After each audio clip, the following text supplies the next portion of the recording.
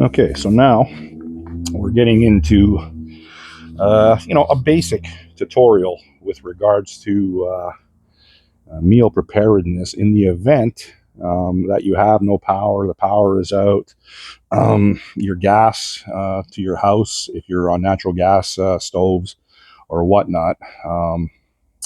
This is, or all your perishable food is spoiled because of a power outage. Now, I'm going to go over some of these products these are inexpensive, and progressively it gets more expensive. Now you can take this, you can put this in your bug out bag, your get home bag. This is not going to be an in-depth video. This is just for beginners. So I've eaten pretty much all of the product on this table to try it. Like I said, this is not stuff that I'm going to cook daily because, one, it's not the best for you, and it basically I store it for emergency preparedness. So this is in Canada, so I will be giving Canadian prices. For people that watch this video in the U.S., you're probably going to get it at half the price. Living in Canada is very, very expensive. I know living in certain states is very expensive as well, but most of Canada it's unaffordable. For lack of a better analogy. But anyhow, these Knorr side dishes or Knorr side dishes, they're reasonably priced. They're cheap. They're $2 each. Anywhere you go, dollar store, Walmart, some of the other grocery stores, they will be more expensive. But if you get these, and you can order them online too. Amazon, I think they're about $2 each from Amazon in Canada. And I've had them. They're decent. Now, like I said, it's not going to be something that you eat every day, but they have long shelf life. They have over a year shelf life. And, and in a pinch, they would last longer than a year. So if the power goes out, you have to have an alternate means of boiling water. And, that's many, many ways you can boil water. You can do it on your barbecue. You can have a camp stove. You can have an isobutane stove. You can have a propane stove. You can have a solo stove, camp stove. There's many, many ways to boil water. The instructions are on the back. This product here, usually the Northside dishes usually ask for or require butter and or milk or margarine. Now, in a power outage, you're not going to have the luxury of having refrigeration, so that's going to spoil. So what I've done, I've also bought powdered milk. This is powdered buttermilk, actually. And this is powdered whole milk. So you could either use this and or this, and you can drink this if you had to. In a pinch, I've never drank powdered milk myself, and I haven't drank this either. This is for emergency preparedness. But you know what? If you have cereal and if you have a family and you have kids and you have no milk, cold water, add it to that would if you didn't have milk for a little while, or you weren't going to get it for a little while, I'm sure that would be okay. These are mashed potatoes. These are Betty Crocker mashed potatoes. This is butter and herb. I just made a pot of this last week. And you know what? Surprisingly, it's not bad. This bag, with the instructions on the back, this bag would feed at least 3 people, maybe 4. Maybe 4 people. Like, it really expands. Like, all this stuff expands. Like, this would feed at least 2 people. All these would feed 2 people if you had to. This would probably feed a minimum 3 and possibly 4. And I believe these are around $3.50 each in Canada, or $3.79, something like that. But you know what? Yeah, you don't have the luxury of fresh potato or even canned potatoes. This works, and it's light. In case you have to go somewhere, you can even take it camping for, if you want it. Any of this is good for camping. But I buy it a little bit for camping, but more for emergency preparedness.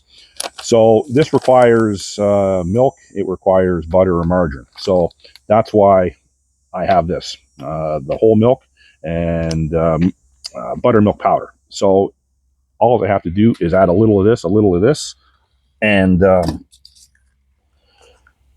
water. That's it. So I don't have to worry about milk or butter. Now, I haven't figured out with regards to the exact measurements, but if you're in a bit of a emergency situation, you'll be happy that you had it. You'll make do with the way you make it. Now, this is This comes in 2 bags. This is from Amazon. They're 500 grams each, so they're a little over a pound each, and it's pretty expensive. These are $20 each. So this bag, the dual bag, was I think $40. So that's expensive. Now you can shop around, obviously, and you can buy it in bulk and get bigger. But I didn't. So like I said, I'm single, and yeah, that's going to work for me. So this is powdered buttermilk, and I believe this was around $20 as well. That's 1 kg. So that's 2.2 pounds. So that was around 20, or maybe a bit more than 20, but not much. I don't think it was 30. This is on Amazon as well. So now, this is a cheap way to survive. Like if you, like obviously people that know these side dishes are cheap. Same as Kraft Dinner or any sort of instant pasta. Like there's a multitude of manufacturers that make this. So I'm just giving this as a quick reference guide for the cheap way to survive. Now, when you come into Mountain House or Ready Wise or this one, Pure Choice, I've had both of these before, but I've never had this one. And like I said, there's a multitude of these too. There's also one called Peak Performance or Peak. These get expensive. Now this is bacon and eggs, and 63 grams. It's feather light, but you add water to it, and it obviously expands and becomes more of a meal. But bacon, scrambled eggs with bacon. This was, I believe, and this is off Amazon in Canada. I believe this was around $18. So you imagine that, $18. So that's not cheap. These Ready Wise are at our store up here in Canada called Canadian Tire, and these are around $16. And I've had these, and they're decent. They're okay. This one was around, I think, 15 or 16 too. Emergency food, camping, hiking, everyday use. Now, Alfredo chicken. I've never had these ones, but is it going to be something that you get in a nice Italian restaurant? Of course not.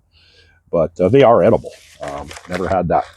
Now, what else do I got over here? I have also, okay, so a Mountain House lasagna meat. I believe these are around $25. So these are expensive. So you can see where I'm going with this. $2, $3.69 or $7.99, whatever I said there. Like $24, $25. But these get pricey. So to have a whole whack of these in your preparedness pantry or your bug out bag or whatever, your car, it obviously adds up. But the shelf life on these, I believe, is around 20, 25 years. So this stuff lasts forever. And you just add water to it, and you can eat it right out of the pouch. All the instructions are on the back. I don't have to get into that. You'll have to do a little research on that. Like I said, I'm not going in depth. I'm just giving you an idea. These here they take a little longer to prepare. You'd have to boil some water, and you'd have to stir, I think, for 6 or 8 minutes. And like I said, it asks for milk, but if you have milk substitute or butter substitute, you have to make do with that, because all you're going to have is water. Now, water, you have to have, obviously, purified water. You don't want to drink water that hasn't been purified. Multiple different ways to do that, a multitude of ways to do that. And you have to have water on hand. So I could get into a whole segment of just purifying water and how to do it, but there's many ways. The average person is going to require a gallon of water per day, clean water. Now that's to drink, that's to clean yourself with, and that's to cook with. It averages a gallon a day. So a case of water up in Canada comes in 500 milliliter bottles, and there's 24 in a case, so that's 12 liters. So one case of water is 12 liters. That translates into 3.17 gallons.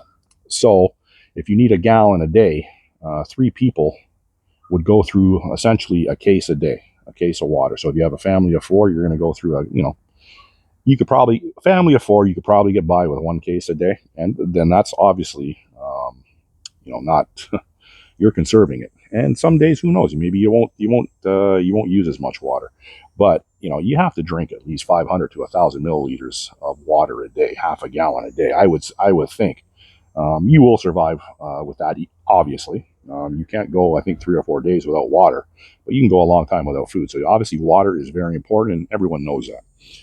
Now, water, if you store water, in a container or in a rain collection system, if it's in a dry, cool place, you can store water 5 to 7 years before you have to treat it.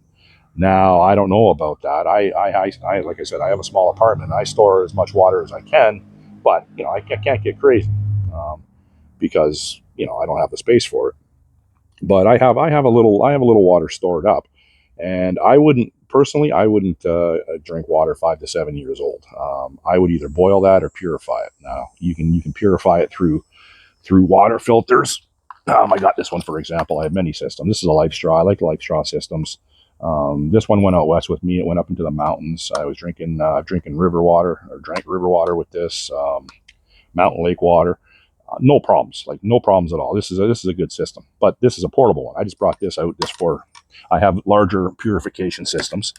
You can use purification tablets. You can use bleach if you had to. Now, bleach, the way the bleach translates, it's 2 drops per liter, or 8 drops per gallon.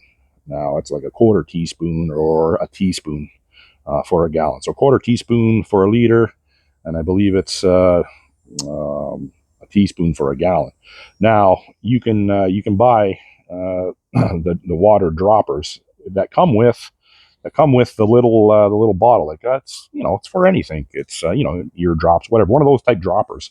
And I have some. I didn't bring them out, but I filled them with bleach and just 2 drops in a liter, or 8 drops into 4 liters or a gallon. And you got to let it sit for, they say 30 minutes. I would let it sit for an hour. I personally have never drank treated water with bleach or chlorine or tablets. I've never done that personally. But I have used water filters, quite a bit, and I've never had a problem with my water. Now, obviously, it's very important to have water, like I keep stating, and you're going to need water if you want to cook this. Now, if you have a family of 4 or 5, obviously you need a lot of water, or a way to get water. If you have a well on your property, if you have a pool on your property, some people buy like kiddie pools, like fair-sized kiddie pools, and they fill them with water, and that's their emergency water supply, and they can draw from that. But it's amazing that if a family of 4 goes through a gallon of water a day, and listen, that is very conservative. You can see how much water you're going to need on hand. For me, being single, I don't even have a pet no more. It's it's relatively less complicated. I'm not going to say it's easy. Nothing's easy, but it's less complicated. So I just thought I'd give you a little tutorial on what you can do to keep in your pantry, in your canteen, in your cold room, that is inexpensive and that is not inexpensive. And you can also use MREs. They're meals ready to eat. They're a military type thing, and I've had 2 of those. I don't like them. They don't taste good at all. So that's something you got to be cognizant of. You gotta, to keep morale up, you gotta eat something that is kind of tasty, and you gotta switch it up, or you get flavor fatigue. You get sick of, or you get bored with eating the same thing every day. Craft dinner is another thing that is good to have on hand.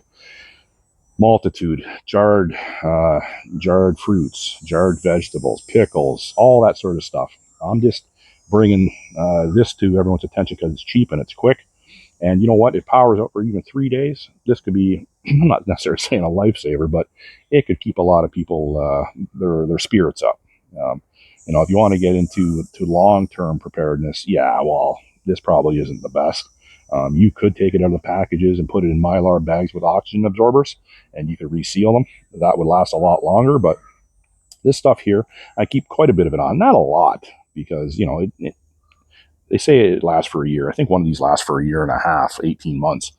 But I would have no problem eating this 3 or 4 years down the road if you're hungry, trust me.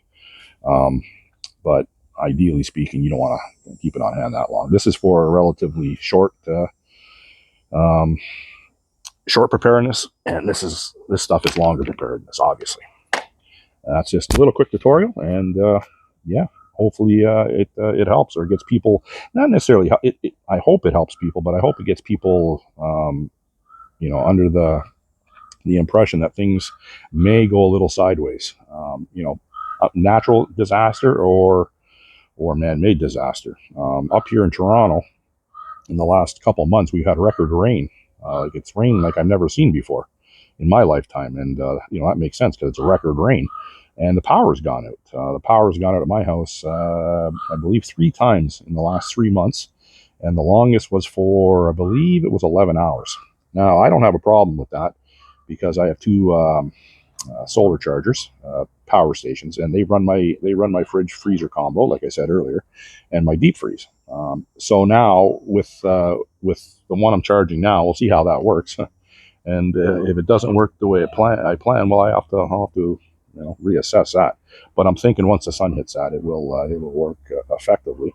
And my other power station is upstairs. It's a 1500 watt as well. It's a Vitomin, but it's the 823 watt hours. So it's about half the capacity of this one I have out here, and it takes a different solar panel. It takes I got a 140 watt solar panel for that, and it's I believe a 23 volt. This one is a 40 volt, so they're not compatible for the different units. But I have solar charged the one I have in my apartment before with the 140 watt, and it works quite well. I had it fully charged within, I don't know, 6 hours. So I was impressed with that. So if the power goes out with the two solar panels and my two power stations, um, if the sun cooperates, which it's not going to, but if it did, I could have indefinite power to keep my refrigeration going. And I have battery operated thermometers in each of my freezers and fridge. It's RF radio frequency, so it transmits to a base station. So I don't have to open my refrigerator or freezers to know what temperature they are inside. So as soon as you do that, you lose a lot of integrity with regards to your cooling capability. So you don't want to, if the power goes out, you do not want to open up your refrigerator and freezer because it's not going to sustain the temperature. It's going to drastically drop your temperature. So and they're inexpensive. You can put these RF radio frequency devices in your fridge and freezer for cheap. Like they're like $30 off Amazon, and you know what? The batteries last forever. It's perfect. So every morning when I wake up, I just glance at them and see if my everything's okay with my refrigeration. Because if you have like for me, like I said, I'm single, so I still have quite a bit of food in my on hand, but not as much as a family's going to need. So they're going to have a bigger freezer. They have a 20-30 cubic foot deep freeze, and you don't want that going bad because it's a lot of money, and it's also it sustains life. So you got to keep on top of that. Now, in a more complicated setup, you're going to have, a generator, a natural gas generator or diesel generator directly hardwired into your house. I don't have that luxury. I know some people that do, and that's awesome.